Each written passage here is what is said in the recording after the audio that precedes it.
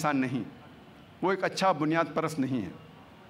دوسرے اور ایک بنیاد پرست ڈاکٹر ہے جس کا پیشہ ہے ہزاروں انسانوں کی جان بچانا۔ یہ شخص معاشرے کے لیے اچھا انسان ہے، یہ اچھا بنیاد پرست ہے۔ اسی لیے کوئی بھی بنیاد پرست کو لیبل دینے کے پہلے، لقب دینے کے پہلے ہمیں تحقیق کرنا چاہیے کس میدان میں وہ بنیاد پرست ہے۔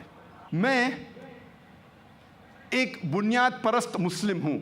I am a fundamentalist Muslim and I am proud to be a fundamentalist Muslim۔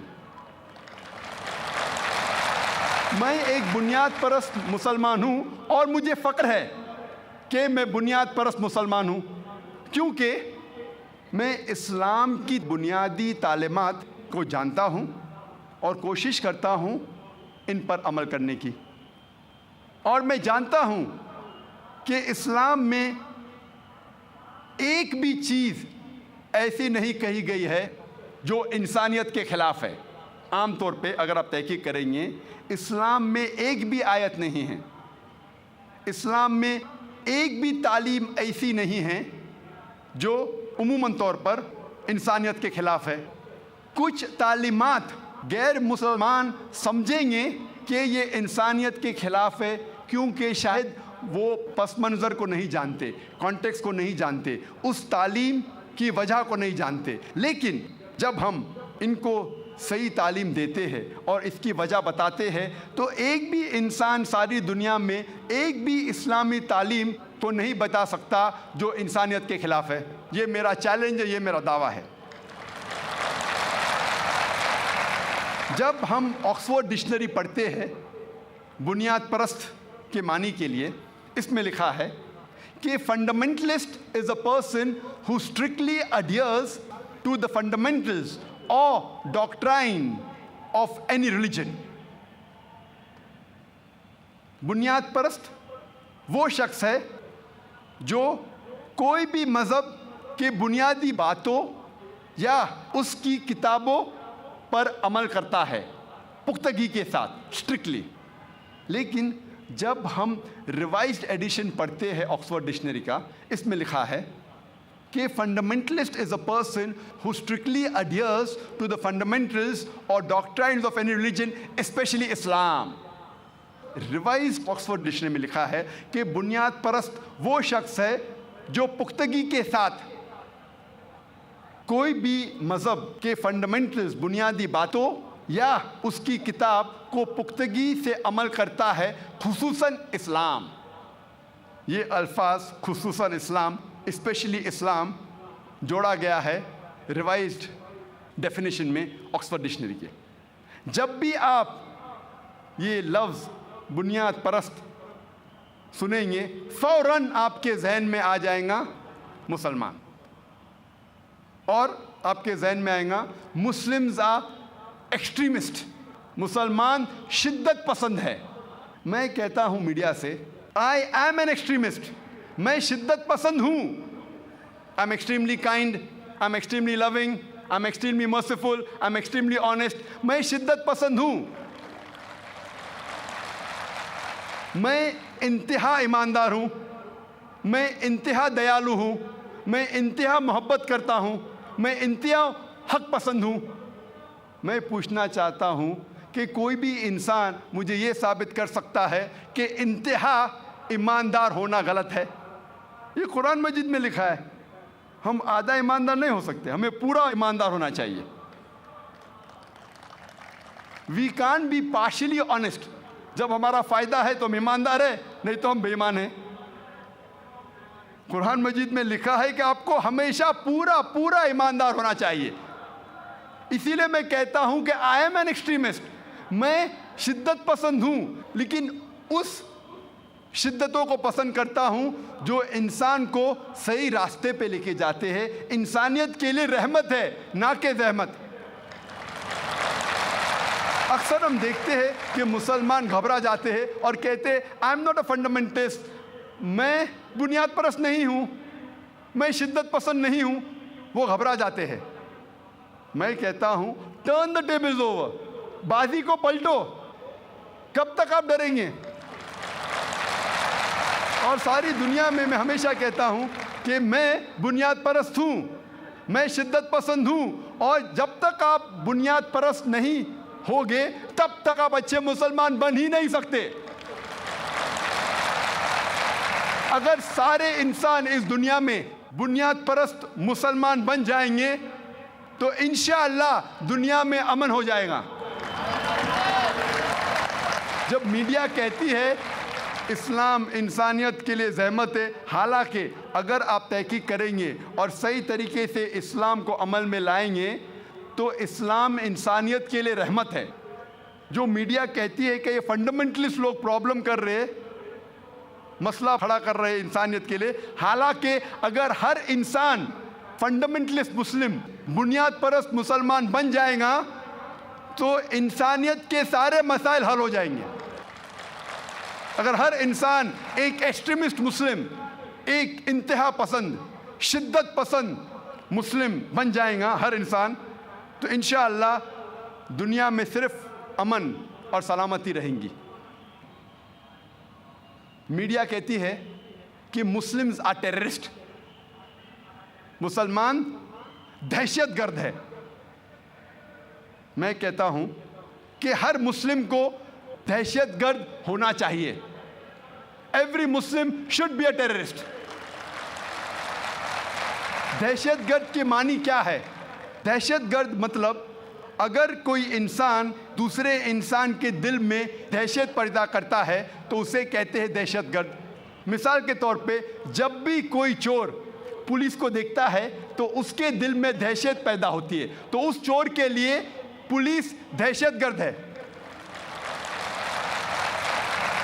اسی طریقے سے ہر چور جب مسلمان کو دیکھتا ہے تو اس کے دل میں دہشت پیدا ہونا چاہیے۔ جب بھی کوئی آدمی بلاತ್ಕಾರ کرتا ہے اور مسلمان کو دیکھتا ہے اس کے دل میں دہشت پیدا ہونا چاہیے۔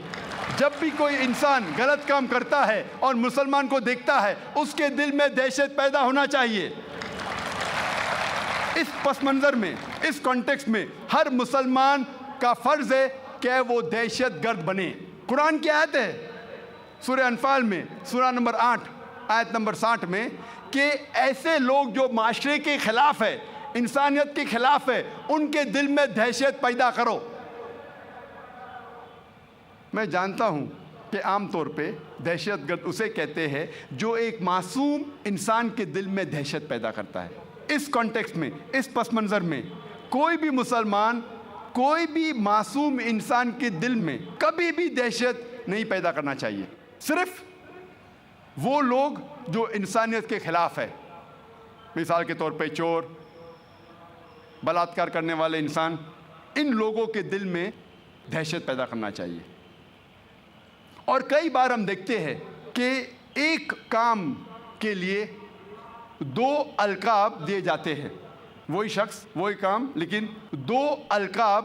مثال کے طور پہ ہندوستان کو آزادی ملنے کے پہلے، تقریباً 60 سال پہلے، انگریز اس دیش پہ حکومت کر رہے تھے۔ کئی ہندوستانی اس دیش کے آزادی کے لیے لڑ رہے تھے۔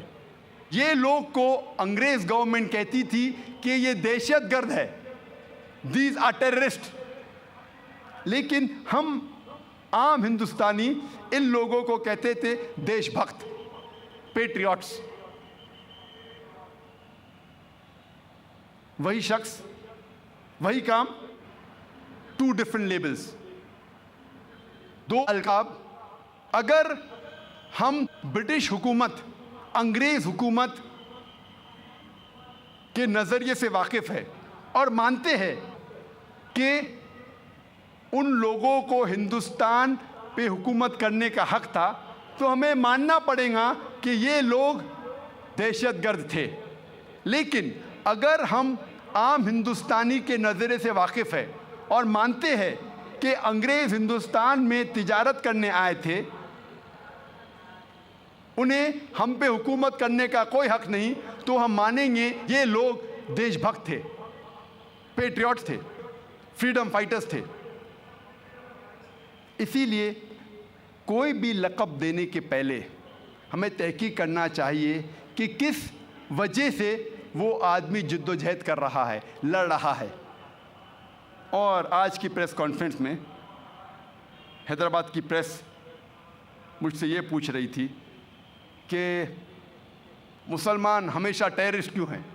تو میں نے ان سے کہا کہ برٹش حکومت، انگریز حکومت 60-70 سال پہلے بھگت سنگھ کو ٹیررسٹ کہتی تھی۔ تو اس نے کہا کہتی تھی، آپ اس کو مانتے؟ اس نے کہا نہیں، میں نہیں مانتا ہوں۔ تو میں نے کہا میں بھی نہیں مانتا ہوں کہ بھگت سنگھ ٹیررسٹ تھا، میں بھی نہیں مانتا ہوں کہ بھگت سنگھ دہشت گرد تھا۔ تو میں نے اس سے پوچھا، اس ٹائم جب انگریز کہتے تھے کہ بھگت سنگھ ٹیررسٹ ہے، آپ ان کی باتوں کو نہیں مانے، آج جب وہ کہتے ہیں کہ مسلمان ٹیررسٹ ہے، آج آپ کیوں ان کی بات کو مانتے ہیں؟ تو وہ رپورٹر ہنسنے لگا۔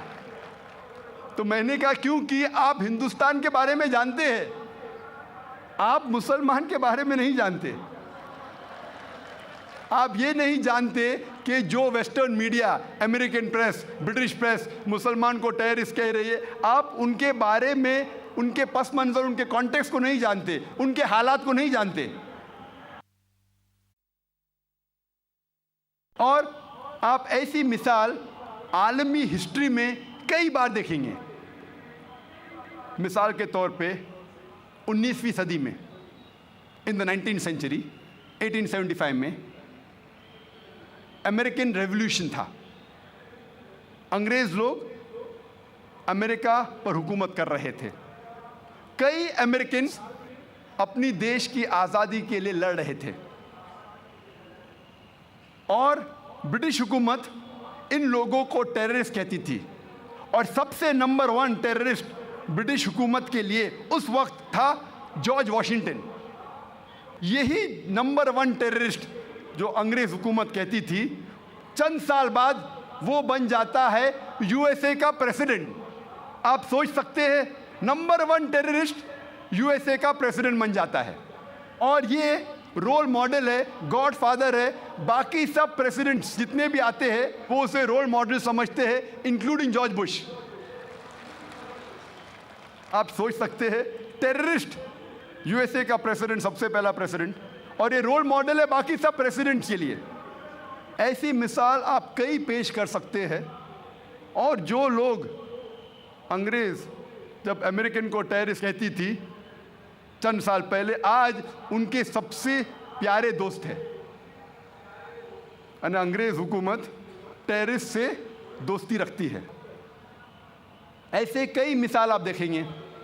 ہم جانتے ہیں کہ پہلے گورے لوگ ساؤتھ افریقہ پر حکومت کرتے تھے، اسے کہتے تھے وائٹ اپارتھائڈ گورنمنٹ، گورے کی حکومت۔ اس وقت یہ حکومت نے نیلسن منڈیلا کو پکڑ کے 25 سال سے زیادہ روبن آئلینڈ میں قید رکھا تھا، اور کہتی تھی ساؤتھ افریقہ کا ٹیررسٹ نمبر 1 ہے نیلسن منڈیلا۔ جب ساؤتھ افریقہ کو فریڈم ملتا ہے، فوراً بعد یہ ٹیررسٹ نمبر 1 کو رہا کیا جاتا ہے اور اس کو بنایا جاتا ہے پریزیڈنٹ آف ساؤتھ افریقہ۔ اور چند سال بعد یہی شخص نیلسن منڈیلا کو ایوارڈ ملتا ہے نوبل پرائز فار پیس۔ آپ سوچ سکتے ہیں، ٹیررسٹ نمبر 1 کو کچھ سال بعد ملتا ہے نوبل پرائز فار پیس۔ ایسا نہیں کہ وہ پہلے دہشت گرد تھا اور اس نے کچھ برا کام کیا اور بعد میں سدھر گیا اور انسانیت کے لیے اچھا کام کیا۔ وہی کام کے لیے جسے اسے ٹیررسٹ کہا جاتا تھا، اسی کام کے لیے اس کو ملتا ہے چند سال بعد نوبل پرائز فار پیس۔ یہ سارا میڈیا کا کھیل ہے۔ Media can make day into night, black into white, hero into a villain, villain into a hero. رات کو دن کر سکتا ہے میڈیا، چور کو ہیرو بنا سکتا ہے، اچھے کو برا بنا سکتا ہے، برے کو اچھا۔ کون سا میڈیا پاور میں ہے، اس طریقے سے اس کو لقب دیا جاتا ہے۔ تو اسی لیے جو بھی آپ لقب کسی سے سنتے ہیں اسے مان مت لو، تحقیق کرو کس وجہ سے وہ شخص، وہ انسان جد و جہد کر رہا ہے, کس وجہ سے وہ انسان لڑ رہا ہے. تو میری درخواست ہے سارے انسانوں سے, سارے غیر مسلمانوں سے, کہ کم از کم آپ بلائنڈلی آنکھ بند کر کے جو بھی آپ کو سننے میں آتا ہے اسے مان مت لو. قرآن مجید میں لکھا ہے سورہ حجرات میں سورہ نمبر 49 آیت نمبر 6 میں, جب بھی کوئی چیز آپ کے پاس آتی ہے, کوئی بھی کچھ کہتا ہے, اس کی تحقیق کرو دوسرے کو پہنچانے کے پہلے. اگر ایسے ٹیررسٹ جو لوگ انسانیت کے خلاف ہے, ان کے دل میں اگر دہشت پیدا کرنے والے لوگ, ہر انسان اگر صحیح مسلم ٹیررسٹ, جس طریقے سے قرآن کہتا ہے کہ جو لوگ انسانیت کے خلاف ہے ان کے دل میں دہشت پیدا کرو, اگر ہر انسان ایسا اسلامک ٹیررسٹ بن جائے تو زحمت دنیا سے مٹ جائیں گی, صرف رحمت رہیں گی, صرف امن رہیں گا. میڈیا کہتی ہے کہ اسلام از این انٹالرنٹ ریلیجن. اسلام ایک متعصب مذہب ہے, متعصب, انٹالرنٹ, برداشت کرنے کی قوت نہیں ہے.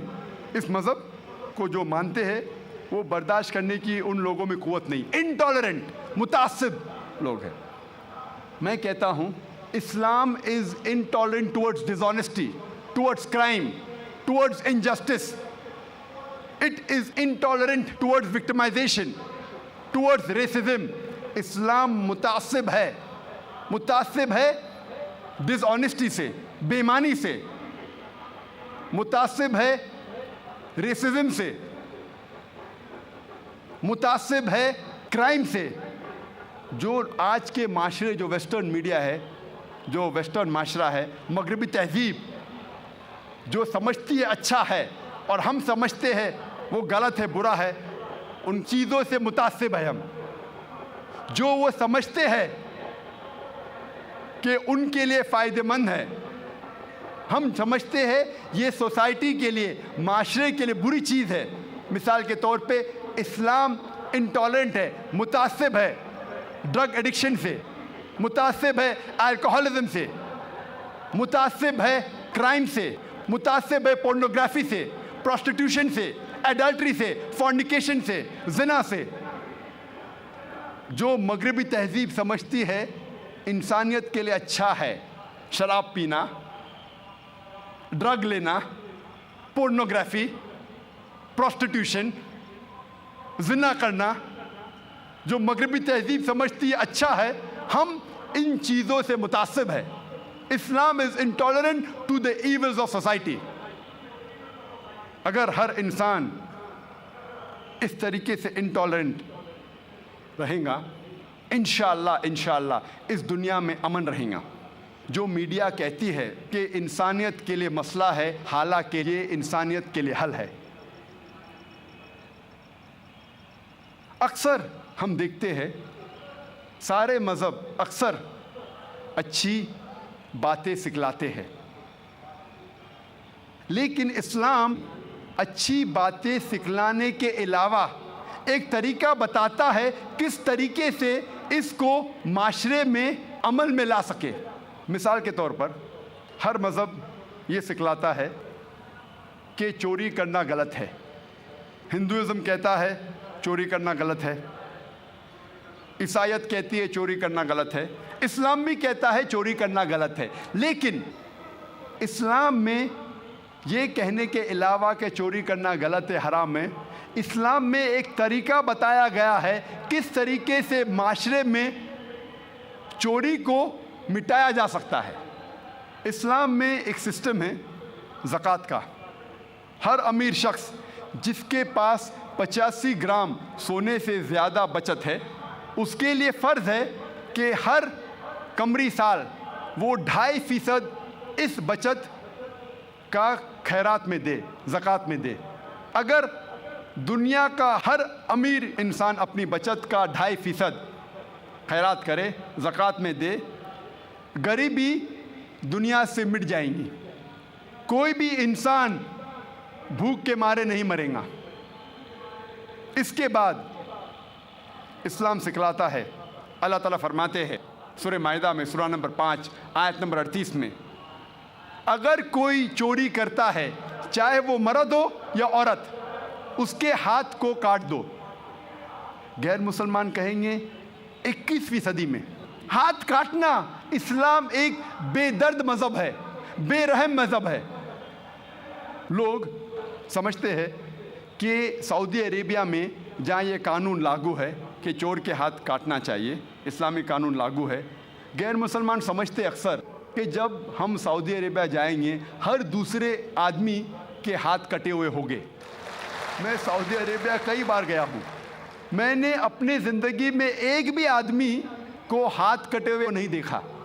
کچھ لوگوں کے ہاتھ کٹتے ہیں چوری کرنے کے بعد, لیکن اتنا عام نہیں جتنا غیر مسلمان سمجھتے ہیں کہ ہر دوسرے آدمی کے ہاتھ کٹے ہوں گے. یہ قانون اتنا سخت ہے کہ چور لاکھ بار سوچے گا چوری کرنے کے پہلے, تو ہاتھ کاٹنے کی ضرورت ہی نہیں پڑے گی. قانون اتنا سخت ہے کہ چور لاکھ بار سوچیں گا اگر میں چوری کیا اور پکڑا جاؤں گا تو ہاتھ کاٹے جائیں گے. باقی لاء کے اندر, باقی کورٹ کے اندر کیا, جج کو اب برائب دو, گھوس دو, رشوت دو, لائر کو رکھو, اکثر چھوٹ جائیں گے. اسلام میں اگر پکڑے جائیں گے, ثابت کیا جائے گا, ہاتھ کاٹے جائیں گے, چاہے وہ امیر انسان ہو یا غریب انسان, سزا ایک ہی ہے. ہم سمجھتے ہیں کہ U S A is the most advance country in the world, سب سے ترقی یافتہ, تعلیم یافتہ ملک ہم سمجھتے ہیں یو ایس اے کو. آپ شاید یہ نہیں جانتے یو ایس اے ایک ایسا ملک ہے جہاں سب سے زیادہ چوری ہوتی ہے. اگر آپ فہرست دیکھیں گے وہ ممالک کی جہاں سب سے زیادہ چوری ہوتی ہے, ان میں سے ایک ہے اور اونچے نمبر پہ آتا ہے یو ایس اے. میں یہ پوچھنا چاہتا ہوں, اگر ہم اسلامی قانون, اسلامی شریعت یو ایس اے میں لاگو کریں گے کہ ہر انسان جو امیر ہے 2.5% اپنی بچت کا غریبوں میں بانٹے, اس کے بعد کوئی بھی شخص یو ایس اے میں چوری کرتا ہے چاہے آدمی یا عورت ہو, اس کے ہاتھ کاٹنا چاہیے. میں یہ پوچھنا چاہتا ہوں کہ چوری کی تعداد یو ایس اے میں بڑھیں گی, وہیں کے وہیں رہیں گی یا گھٹ جائیں گی؟ بڑھیں گی, وہیں کے وہیں رہیں گی یا گھٹیں گی؟ گھٹیں گی. آپ اسلامی قانون شریعت کو کوئی بھی دیش میں لاگو کرے, چاہے وہ یو ایس اے ہو, کینیڈا ہو, انگلینڈ ہو, آسٹریلیا ہو, سعودی عربیہ ہو, انڈیا ہو, سنگاپور ہو, دنیا کے کوئی بھی ملک میں آپ شریعت کو لاگو کریں گے فوراً آپ کو رزلٹ ملے گا, فوراً. تو اسلام اچھے باتیں سکھانے کے علاوہ ایک طریقہ بتاتا ہے کس طریقے سے یہ اچھی بات کو معاشرے میں عام کیا جائے اور عمل میں لے آ سکے. میں اور ایک مثال آپ کے سامنے رکھتا ہوں. اکثر سب مذہب میں سکھایا جاتا ہے کہ عورتوں کو چھیڑنا نہیں چاہیے, عورتوں کا بلاత్కాر نہیں کرنا چاہیے, زنا بالجبر نہیں کرنا چاہیے. ہندوازم میں سکھایا جاتا ہے, عیسائیت میں سکھایا جاتا ہے, اسلام میں بھی. لیکن اسلام میں اس کے علاوہ صرف یہ نہیں کہا جاتا ہے کہ عورتوں کو چھیڑو مت, ان کا بلاత్కాر, زنا بالجبر مت کرو, لیکن یہ بھی دکھلایا جاتا ہے کس طریقے سے معاشرے میں ایسا ماحول پیدا کیا جائے کہ کوئی بھی شخص کوئی بھی عورت کو نہیں چھیڑے گا. بلاత్కాر کرنے کی بات تو دور ہے, چھیڑے گا ہی نہیں. اسلام میں حجاب ہے. اکثر لوگ عورتوں کے حجاب کے بارے میں ذکر کرتے ہیں, لیکن اللہ سبحانہ و تعالیٰ قرآن مجید میں پہلے مردوں کے حجاب کے بارے میں کہتے ہیں. اللہ تعالیٰ فرماتے ہیں سورہ نور میں سورہ نمبر 24 آیت نمبر 30 میں, کہہ دو مومن مردوں سے کہ اپنی نگاہ نیچے کرے. جب بھی کوئی آدمی کوئی عورت کو دیکھتا ہے اور برے خیالات آتے ہیں, قرآن مجید میں بھی لکھا ہے فوراً اپنی نظر کو نیچے کرنا چاہیے. اس کے بعد اللہ تعالیٰ فرماتے ہیں عورتوں کے حجاب کے بارے میں, سورہ نور سورہ نمبر 24 آیت نمبر 31 میں اللہ تعالیٰ فرماتے کہہ دو مومنات سے، مومن عورتوں سے کہ اپنی نظر نیچے کرے اور اپنے چادر کو سینے پہ ڈھکے اور اپنی زینت کی نمائش نہ کرے، صرف جو عام طور پہ ظاہر ہے اس کے علاوہ اپنی زینت کو چھپائے۔ صرف محرم کے سامنے اجازت ہے، ان کے شوہر، لڑکے، والد وغیرہ۔ اسلام میں جب ہم قرآن اور صحیح حدیث پڑھتے ہیں، حجاب کے 6 نقاط ہیں۔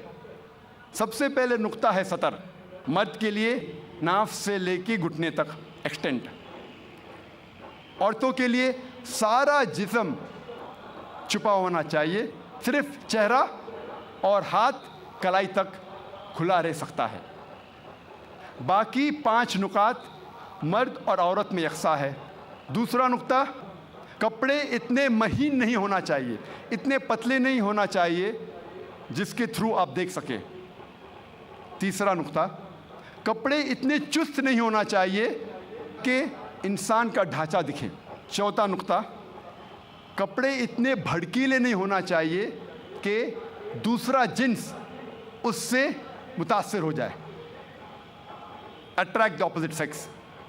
پانچواں نقطہ، کپڑے دوسرے جنس کے نہیں پہننا چاہیے۔ اور چھٹا نقطہ، دوسرے مذہب کی نشانی والے کپڑے مت پہنیے۔ یہ 6 نقاط ہے۔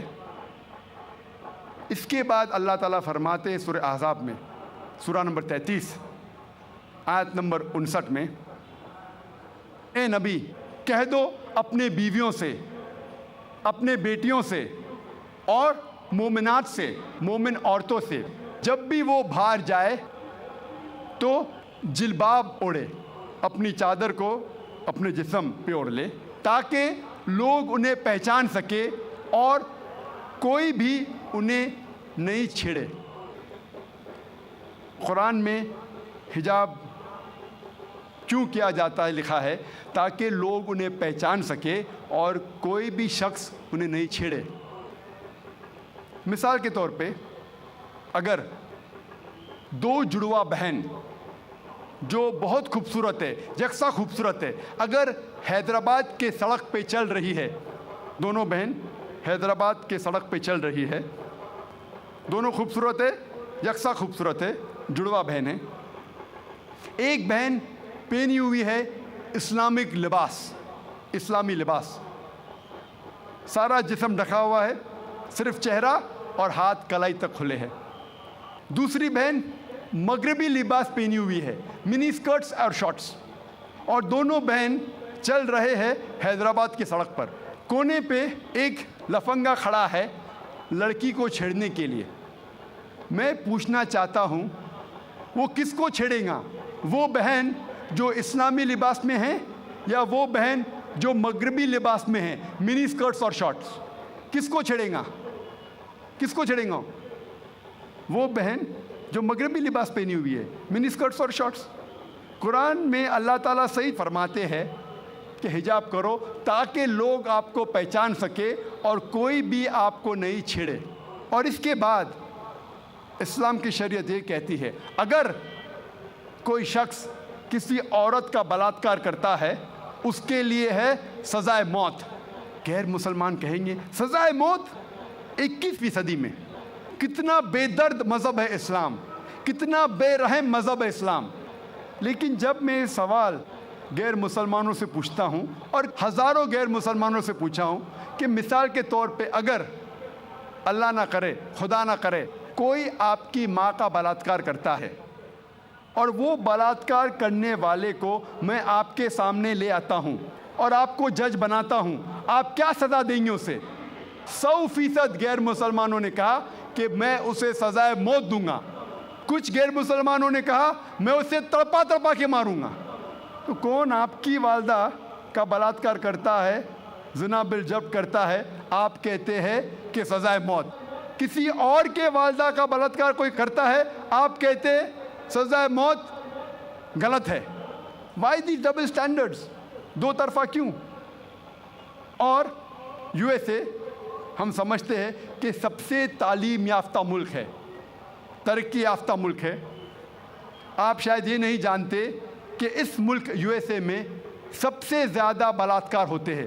اگر آپ فہرست دیکھیں گے وہ ممالک کی جس میں سب سے زیادہ بلاತ್ಕಾರ زنا بالجبر ہوتا ہے، اونچے نمبر پہ آتا ہے USA۔ 1991 اسٹیٹسٹکس FBI کے رپورٹ کے مطابق 1990 میں ہر سال، اس پورے سال میں ایوریج ہر روز 1756 بلاತ್ಕಾರ ہوئے USA میں۔ 1990 میں FBI اسٹیٹسٹکس کے مطابق ہر روز USA میں 1756 بلاತ್ಕಾರ ہوئے۔ 1996 اسٹیٹسٹکس کے مطابق US ڈپارٹمنٹ آف جسٹس کے مطابق ہر روز 1996 میں 2713 بلاತ್ಕಾರ ہوئے، زنا بالجبر ہوئے۔ 1990 میں 1756، 1996 میں 2713۔ ہو سکتا ہے 6 سال میں امریکن اور نڈر ہو گئے، اس لیے تعداد بڑھ گئی۔ 1996 اسٹیٹسٹکس کے مطابق ہر 32 سیکنڈ میں ایک بلاತ್ಕಾರ ہوا USA میں، ہر 32 سیکنڈز۔ ہم یہاں تقریباً 2 سے 3 گھنٹے ہے ادھر، اس 2 گھنٹے میں 200 سے زیادہ بلاತ್ಕಾರ USA میں ہو چکے ہوں گے۔ جب سے ہم یہاں ہیں جمع ہوئے ہیں 2 گھنٹے سے 200 سے زیادہ بلاತ್ಕಾರ USA میں ہو چکے ہوں گے۔ میں آپ سے پوچھنا چاہتا ہوں، اگر ہم اسلامک شریعت، اسلامی قانون USA میں لاگو کرتے ہیں، کوئی بھی آدمی کوئی عورت کو دیکھتا ہے اور غلط خیالات آتے ہیں، اسے نظر نیچے کرنی چاہیے۔ اس کے بعد عورتیں اسلامک لباس پہنے، سارا بدن ڈھکا ہوا ہونا چاہیے، صرف چہرہ اور ہاتھ کلائی تک دکھ سکتا ہے۔ اس کے بعد اگر کوئی آدمی عورت کا بلاತ್ಕಾರ کرتا ہے، زنا بالجبر کرتا ہے، اس کے لیے سزائے موت۔ میں یہ پوچھنا چاہتا ہوں کہ بلاತ್ಕಾರ کی تعداد USA میں بڑھیں گی، وہیں کے وہیں رہیں گی یا گھٹیں گی؟ گھٹیں گی۔ اٹس اے پریکٹیکل لا۔ آپ جہاں بھی اسلامی قانون لاگو کریں گے، اسلامک شریعت لاگو کریں گے، چاہے وہ USA میں ہو، کینیڈا میں ہو، UK میں ہو، ہندوستان میں ہو، سعودی عربیہ میں ہو، سنگاپور میں ہو، جہاں بھی آپ لاگو کریں گے فوراً آپ کو ریزلٹس ملیں گا، فوراً اس دیش میں رحمت ہو جائے گی۔ اور چند سال پہلے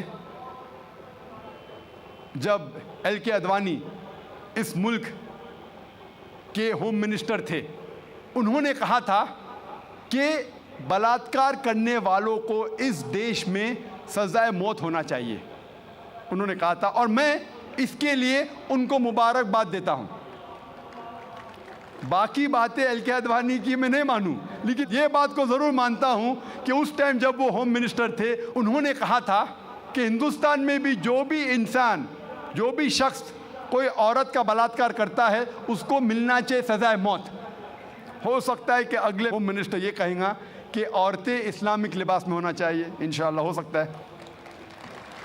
جو صحیح ہے ہمیں اسے ماننا چاہیے۔ آج کی میڈیا کہتی ہے کہ اسلام عورتوں کو ذلیل کرتا ہے، عورتوں کی حقوق نہیں ہیں اس مذہب اسلام میں۔ جب ہم ویسٹرن میڈیا دیکھتے ہیں ہمیں پتہ لگتا ہے the western talk of women's liberalization, the western talk of women's liberalization is nothing but a disguised form of exploitation of a body, deprivation of honor and degradation of a soul۔ یہ مغربی نعرہ آزادی نسواں کا حقیقت میں عورت کو ذلیل کرتا ہے، اس کی عزت کو لوٹتا ہے، آبرو کو لوٹتا ہے۔ The Western society claiming to uplift the woman has actually degraded her to a status of concubines, mistresses and society butterflies which are hidden behind the colorful screen of art and culture۔ یہ مغربی تہذیب جب کہتی ہے کہ ہم عورتوں کے درجے کو بلند کرتے ہیں، حقیقت میں وہ عورتوں کو طوائف بناتے ہیں، رخیل بناتے ہیں، بازار کی زینت بناتے ہیں، آرٹ اور کلچر کے رنگین پردے کے پیچھے۔ آرٹ اور کلچر کے نام پہ وہ کہتے ہیں کہ ہم عورتوں کو آزادی دے رہے، حقیقت میں وہ انہیں ذلیل کرتے ہیں۔ اور ہم دیکھتے ہیں وومنز لبرلائزیشن کے نام پہ یہ ویسٹرنرز کیا کر رہے ہیں۔ آپ دیکھیں گے اکثر ایڈورٹیزمنٹ میں آپ کو عورتیں ملیں گی، جو چیز عورتیں استعمال نہیں کرتی اس میں بھی عورتیں موجود ہیں۔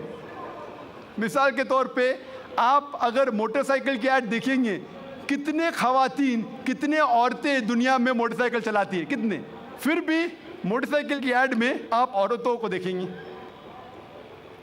ایک بہت فیمس ایڈ تھی، مجھے کس نے کہا تھا، بی ایم ڈبلیو موٹر گاڑی کی۔ ایک گاڑی ہے بی ایم ڈبلیو جو نوجوانوں میں بہت فیمس ہے، بہت مشہور ہے۔ عام طور پہ مرسڈیز کو مانا جاتا ہے بہت اچھی گاڑی، لیکن نوجوانوں میں بی ایم ڈبلیو، وہ اور تیز ہے، اس کا پک اپ اچھا ہے، تو نوجوان پسند کرتے ہیں بی ایم ڈبلیو گاڑی، اور تیز اور پک اپ، ویری فاسٹ کار۔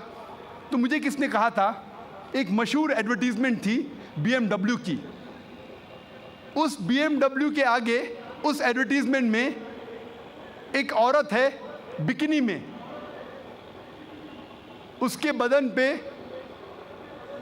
بہت کم لباس تھا بکینی میں، اور وہ ایڈ میں لکھا تھا، وہ گاڑی کے آگے کھڑی تھی وہ عورت بکینی میں، اور ایڈورٹیزمنٹ میں لکھا تھا ٹیسٹ ڈرائیو ہر ناؤ، اسے گھماؤ اور دیکھو ابھی، کس کو، لڑکی کو یا گاڑی کو۔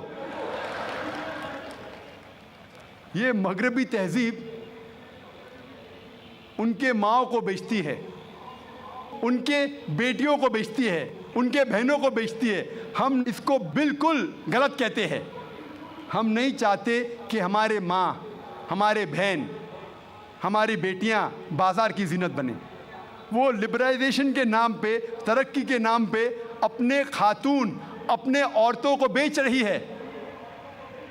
اور ہم دیکھتے ہیں کہ جتنا بھی میڈیا اسلام کو بدنام کر رہی ہے، اتنا ہی اسلام پھیل رہا ہے۔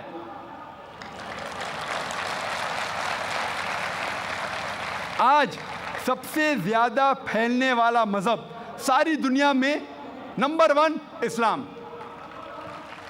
یو ایس اے میں سب سے زیادہ پھیلنے والا مذہب اسلام، یورپ میں سب سے زیادہ پھیلنے والا مذہب اسلام۔ اور جو لوگ، جو غیر مسلمان اسلام قبول کرتے ہیں، ان میں سے 2/3 حصہ عورتیں ہیں۔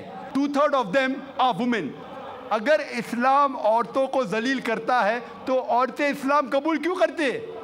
یہ امریکن عورتیں اسلام کو کیوں قبول کر رہی ہے؟ یہ یورپین عورتیں اسلام کو کیوں قبول کر رہی ہے؟ کیونکہ وہ جانتے ہیں کہ عورتوں کے مسائل کا حل اسلام ہے۔ وہ جانتے ہیں کہ عورتوں کے لیے رحمت ہے اسلام۔ اللہ تعالیٰ فرماتے ہیں سورہ آل عمران میں، سورہ نمبر 3 آیت نمبر 54 میں، مکروا مکر اللہ واللہ خیر الماکرین۔ ان لوگوں نے پلان کیا، سازش کی، اللہ نے بھی پلان کیا، اور سب سے بہترین پلانر اللہ ہے۔ جتنا وہ اسلام کو دبانے کی کوشش کر رہے ہیں، اتنا ہی اسلام تیزی سے پھیل رہا ہے۔ اور خصوصاً میڈیا 11 سپٹمبر 2001 کے بعد جو تیزی سے اسلام کو بدنام کر رہا ہے، الحمدللہ ثم الحمدللہ اتنی ہی تیزی سے اسلام پھیل رہا ہے۔ 11 سپٹمبر 2001 کے بعد 10 مہینے میں 34,000 امریکنوں نے اسلام قبول کیا۔ 11 سپٹمبر 2001 کے بعد 9 مہینے میں 22,000 یورپین لوگوں نے اسلام قبول کیا۔ جتنا بھی وہ اسلام کو دبانے کی کوشش کر رہے ہیں، اتنا ہی اسلام پھیل رہا ہے۔ اسی لیے میں کہتا ہوں، اسلام انسانیت کے لیے رحمت ہے، زحمت نہیں۔ جب میڈیا کہتی ہے کہ انسانیت کے لیے اسلام ایک مسئلہ ہے، حالانکہ انسانیت کے مسائل کا حل ہے اسلام۔ میں تقریر کو ختم کرنا چاہتا ہوں اللہ سبحانہ و تعالیٰ کی آیت سے، سورہ اسراء میں سورہ نمبر 17 آیت نمبر 81۔